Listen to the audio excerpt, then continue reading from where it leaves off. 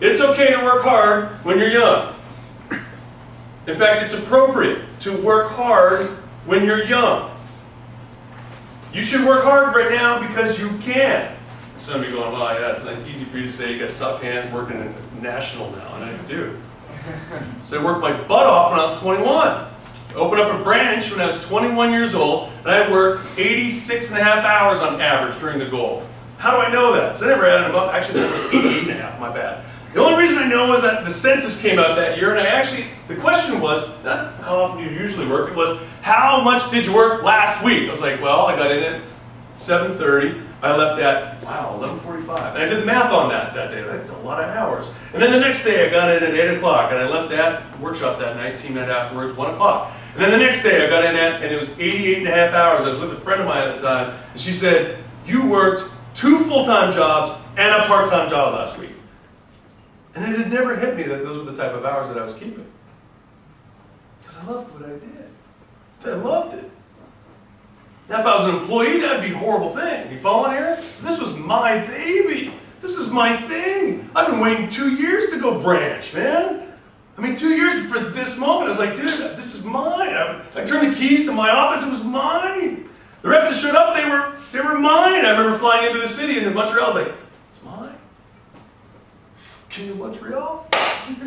They let me, 21-year-old kid, go to Montreal, 3 million people on an island.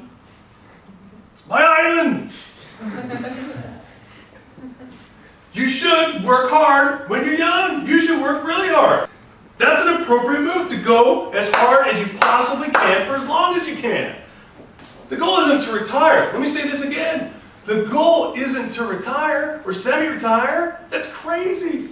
That's crazy. Now listen, especially if you're a branch, you should be going as hard as you can, fast as you can. It's a sprint. It's not a marathon. You go. You got nothing. You got how many weeks to recruit? Now it's a branch, usually, right? It's 13 weeks, go hard. Some of you, it's like, man, to make sure you get the 13, go hard at the beginning. Go hard, slow down if you need to.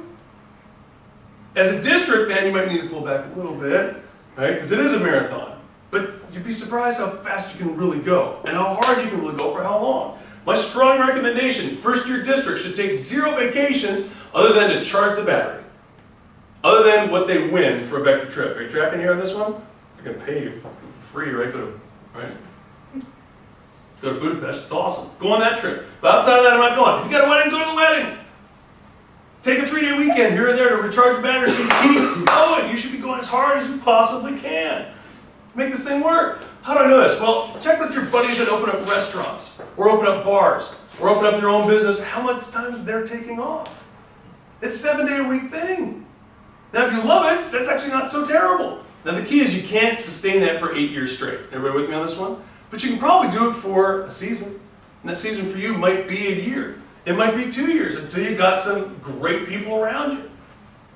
But I see a lot of district managers let off the gas too early. They start driving this thing, and then they get tired, so they go, oh, I'm entitled to a break. And they were so close to getting it there. If you've already put in the 99%, put in the extra 1. Get it there. Take time when it's appropriate, when you can, and not before. Your ability to do the things you know you ought to do will be the single greatest determining factor for how your life turns out. It's mine, so if you use it, you gotta quote me. Send me a quarter. But I believe this.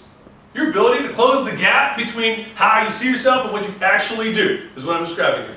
Your ability to close the gap between how you see the world and what you actually do.